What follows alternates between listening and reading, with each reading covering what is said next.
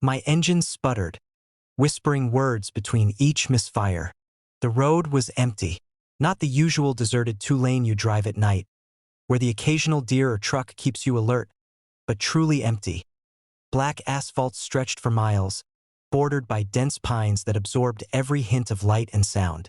The moon was low and thin, casting a pallid silver glow over the wet surface. My headlights barely cut through it. I had been driving for hours, the kind of drive where the mind drifts into repetition. Tire hum, the faint whine through the window seals, the occasional groan of the suspension over uneven pavement. My car, a 10-year-old sedan that had once been reliable, began to feel alive in ways I couldn't explain. It started as a shudder, a small jerk in the engine like it had hiccuped. I shrugged and tapped the accelerator. Then it sputtered again. Help! I froze, foot hovering over the pedal. The sound had come between the sputters, just beneath the metallic groan of the engine, soft, almost inaudible if you weren't listening. I laughed nervously, gripping the wheel tighter. Fatigue. I was tired. The engine had never spoken before. I pressed the gas. The car shuddered harder. Between misfires, I could swear it whispered again. Stop now. The hair on my arms rose. My rational mind scrambled for explanations. Water in the fuel? A dying coil? A buildup of carbon in the cylinders? Mechanically possible things, things that could explain a sputter. Not words. Words didn't come from engines. I slowed, trying to coax the car into smooth motion. The road stretched endlessly. The pines leaned closer, black and still, their tips touching the edges of the headlights. Rain had begun, soft at first, the kind that made the asphalt gleam like glass. The reflections of the moon twisted unnaturally in the wet, and I swore I saw shapes in them. Shadows that didn't match the trees. Another sputter. Turn. I looked down at the gauge cluster. Fuel, temperature, oil, all normal. I pressed the ignition in case it was a stutter, but the engine was alive enough, breathing its mechanical sighs, yet it hiccuped in rhythm with the whispers. Left. Left. I jerked the wheel. No turn appeared in the road. Not yet, just the infinite ribbon of black ahead. I yanked it back, hands trembling. My foot hovered over the brake and accelerator, unsure which might save me. The next misfire was louder, more insistent. The words were clear now, fully formed. Follow, follow me. I laughed again, nervous this time. You're a car, not a person. I'm imagining this, I muttered. But as I said it, the steering vibrated, subtle but deliberate. The wheel pulsed under my hands. Not like a misalignment or poor suspension, like a heartbeat. I slowed to 20 miles per hour. The engine quieted, as if listening. Listen, you will. I rolled my eyes at the absurdity, the impossible. I wanted to rationalize everything. Tiredness, echoing engine sounds, auditory pareidolia. But deep down, I knew I wasn't imagining the cadence, the way the misfires fit the syllables, the insistence behind the breathy murmurs. The road curved slightly to the left. I remembered it, it always did, but now the curve seemed exaggerated, almost to the point of defiance. The headlights flickered, and I caught a momentary reflection in the passenger side window. Something moving behind the trees. Too tall, too fluid to be deer. I blinked and it vanished. Another misfire. Don't look. I glanced in the rear view. Nothing. Just the infinite stretch of highway behind me. My pulse was loud in my ears. My hands shook as I gripped the wheel. I tried to turn on the radio, anything to disrupt the silence. Static. Faint, warbling static, but underneath it, more words. Not random noise. Trust me. The engine groaned again. This time it was a low, drawn-out vibration that shook the pedals. The steering wobbled slightly as if nudging me. I realized, horrified, that it wasn't just sputtering. It was guiding, pressing its will into the mechanics, into me. I yanked the wheel hard to the right, and the car obeyed, but reluctantly. The engine sputtered violently, almost angrily, and the words came again. Faster now, urgent. Wrong, wrong way. I slammed the brakes, tires screaming against wet asphalt. Rain fell harder, hammering on the roof. The trees pressed in from either side. I couldn't see the curve ahead, but I could feel it in the vibration, the subtle tug in the steering, the whispers threading through the metal. You belong inside. My hands went cold. I wanted to stop the car entirely, leave it running in the middle of the highway and just run into the forest, but even the thought felt wrong. The engine seemed to sense my intention. Its next sputter reverberated through the frame. No, not yet. The wheel jerked, almost guiding me, almost protecting me. I could feel it, something in the mechanics responding to my hesitation, shaping the car's behavior like a living thing. I was both driver and passenger, observer and vessel. I glanced at the dashboard lights. The needles wavered unnaturally. Speed flickered. Temperature dipped into negative numbers for a brief second. The clock jumped back 30 minutes, then forward again. The car, it was messing with time, or maybe I was. The rain slackened, leaving a slick sheen over the asphalt. My headlights caught the wet road ahead, reflecting a distorted version of the sky. Clouds twisted unnaturally, moonlight refracted into jagged streaks. I could have sworn the reflection of the trees leaned inward, closer, bending toward the car as I drove. Another sputter. Look at me. I stared at the engine's dashboard. The tachometer flickered in strange patterns, almost like eyes blinking. A hiss of air came from the vents, hot, smelling faintly metallic. The words were insistent now, pleading, "Inside. It's ready." I wanted to scream, but my throat wouldn't work right. The car pressed against my mind with each misfire, each whisper, as if it were a conduit for something else. I realized then that it wasn't just speaking, it was thinking, wanting. I tried to pull over to the shoulder. The line markers dissolved beneath the tires, as if the asphalt itself had become fluid.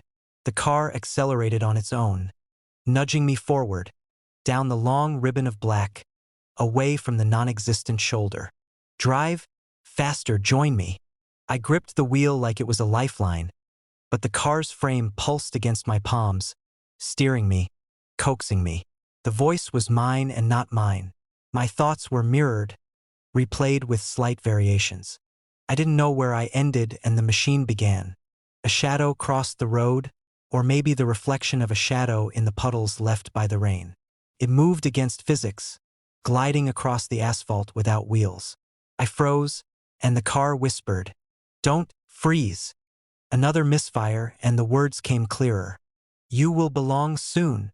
I realized then I was no longer sure if I was driving, if I had ever been. The road ahead bent unnaturally. The trees warped. The moon tilted. Even my reflection in the side mirror seemed slightly wrong, longer, darker, moving a hair behind me. I tried to brake. The pedals sank. The steering stiffened. The engine whispered, "Let go." I screamed. The road dissolved beneath the tires. The world stretched and folded. My hands shook, clinging, but I felt it. Metal and mind entwined, humming against my palms, guiding, waiting. I do not remember what came next. When I blinked, the asphalt was still, the trees still, the night quiet. My engine purred normally. The gauges read normally. The rain had stopped. Yet the whisper remained, faint now, buried beneath the idle hum. "Inside, ready." I looked at my hands. They were mine, I think.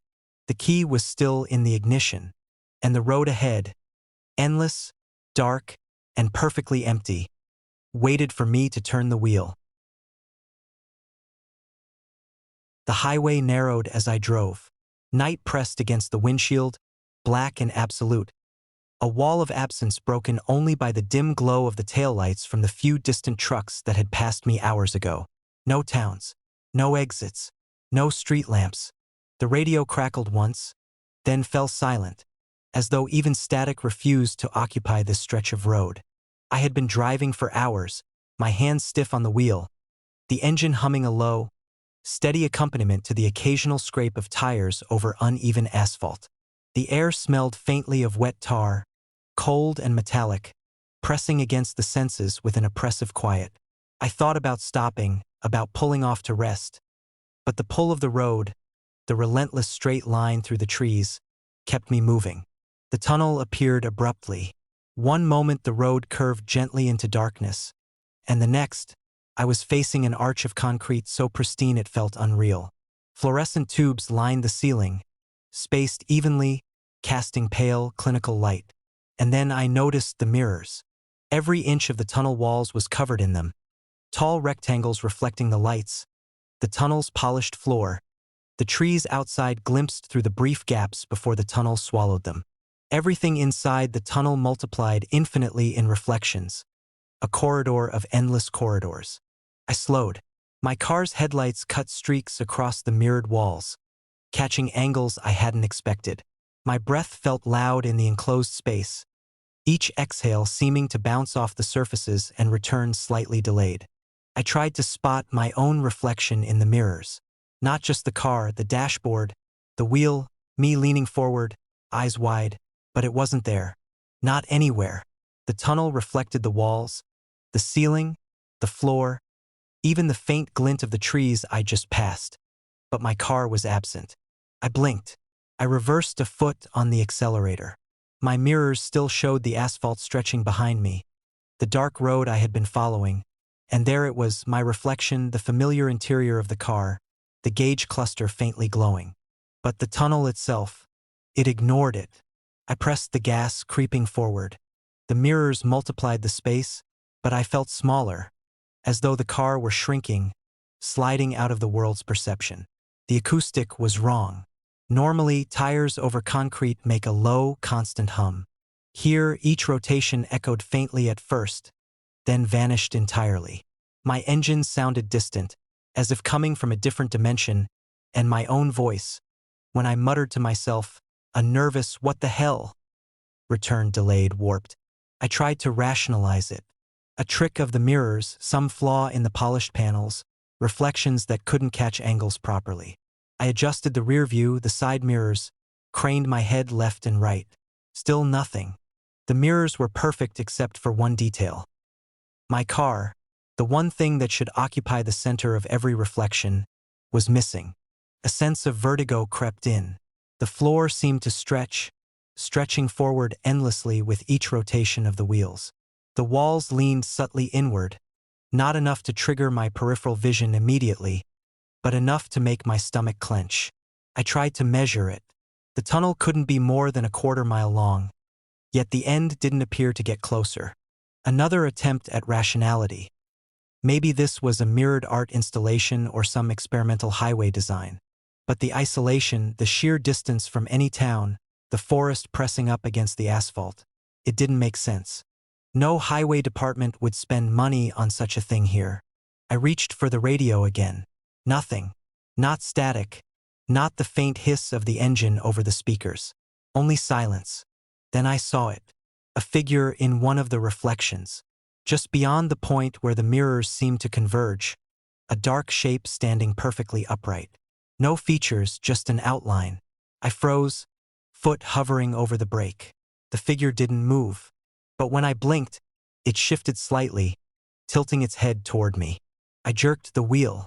The shape retreated, not disappearing, but rearranging itself along a different mirror plane, always just at the edge of perception. My heart raced. I tried to convince myself it was a trick of light, a warped reflection, but the instinct that something was watching was immediate and visceral. "You're not supposed to be here." The words came, faintly, in a voice that wasn't mine but sounded like it could be. Mechanical, yet intimate, echoing against the tunnel walls. I froze. The mirrors multiplied the echo until it became impossible to locate. My own voice bounced back with a dozen tiny delays, each iteration slightly warped, a dozen versions of me whispering the same words in the same fearful cadence. I pressed the accelerator harder. The car surged forward. The tunnel stretched impossibly, the exit refusing to draw nearer. My headlights no longer cut clean lines.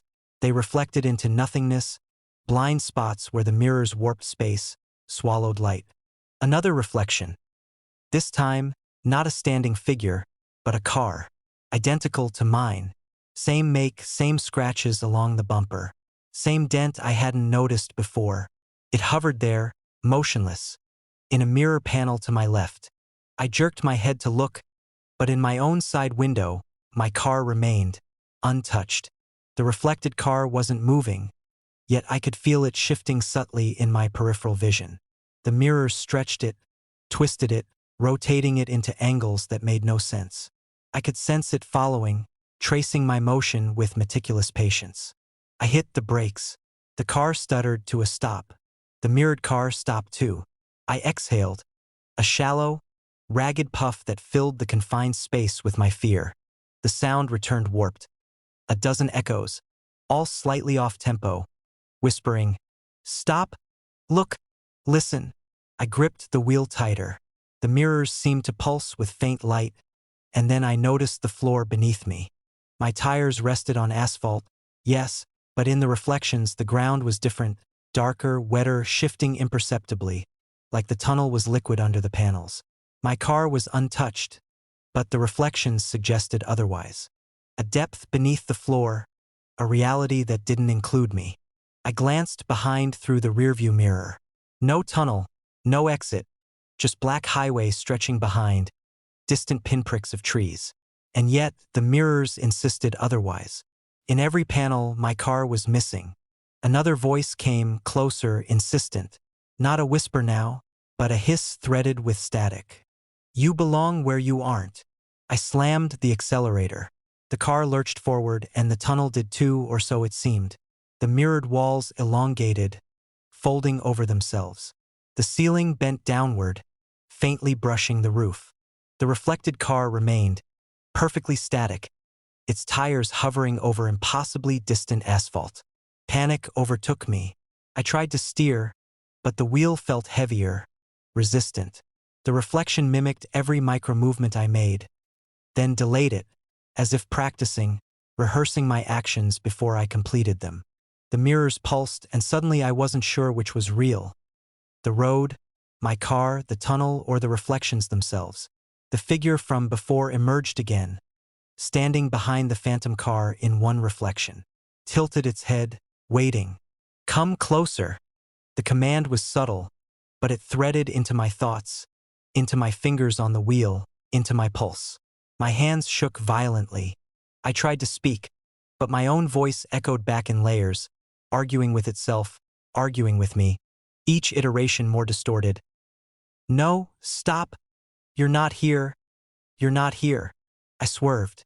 The mirrors multiplied the motion 100-fold, stretching each reflection forward and backward, until the tunnel became a kaleidoscope of impossible corridors.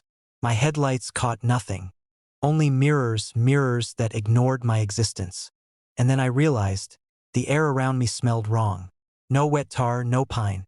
Metal, ozone, something deeper, heavier, like the tunnel itself was exhaling.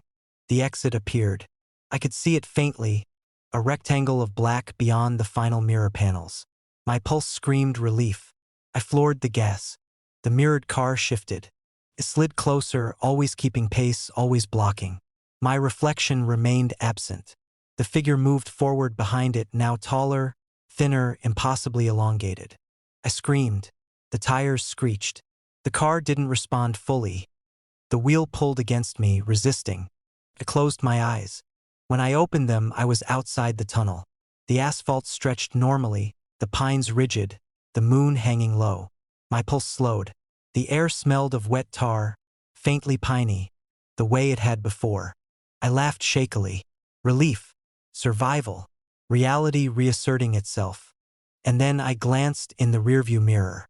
The tunnel entrance was still there.